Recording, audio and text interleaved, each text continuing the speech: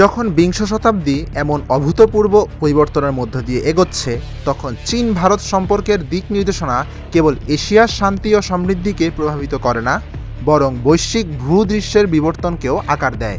বিশ্বের দুটি বৃহত্তম উন্নয়নশীল দেশ হিসেবে, যাদের সম্মিলিত জনসংখ্যা 280 কোটিরও বেশি এবং যাদের সম্মিলিত জিডিপি বিশ্ব অর্থনীতির 20% বেশি, চীন ভারত সম্পর্কের সুস্থ বিকাশ দুই দেশের জনগণ এবং আন্তর্জাতিক সমাজের অভিন্ন আকাঙ্ক্ষা।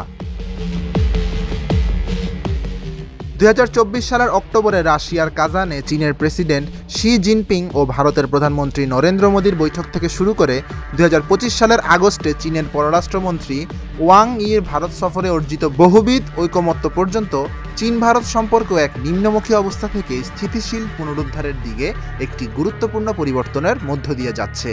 এই সংকটময় সময়ে সক্রিয় ও যৌথভাবে চীন ভারত সম্পর্ক পুনরারম্ভের চেষ্টা কেবল দৃঢ় বাস্তব ভিত্তির উপর দাঁড়ানো নয়, বরং এর রয়েছে সুদূর প্রসারী কৌশলগত গুরুত্ব।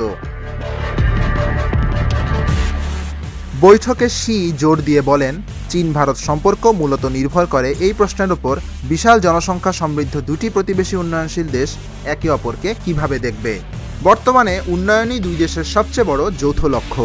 চীন ও ভারত একে অপরকে হুমকি নয়, বরং উন্নয়নের সুযোগ এবং সহযোগী হিসেবে বিবেচনা করা উচিত।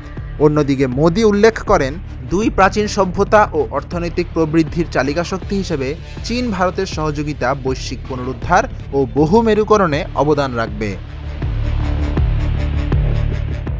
এই বৈঠক চীন ভারত সম্পর্ক পুনরারম্ভের জন্য কৌশলগত ভিত্তি স্থাপন করে। পরবর্তী সময় 2025 সালের জানুয়ারিতে বেইজিংয়ে দুই দেশের পররাষ্ট্র সচিব সহকারী পররাষ্ট্রমন্ত্রী বৈঠক অনুষ্ঠিত হয়, যেখানে কাজান বৈঠকের সিদ্ধান্ত বাস্তবায়নের উপায় ও বিভিন্ন ক্ষেত্রে সহযোগিতা নিয়ে চুক্তি হয়। সীমান্ত ইস্যুতেও উভয় দেশ রাজনৈতিক দৃষ্টিকোণ থেকে সমাধানের উপর জোর দিয়েছে। 24তম বিশেষ প্রতিনিধি বৈঠকে 10 দফা ঐকমত্য হয়, যার মধ্যে বিশেষজ্ঞ দল গঠনের মতো নতুন ব্যবস্থা সীমান্ত সমস্যা সমাধানে নতুন দিগন্ত উন্মোচন করে।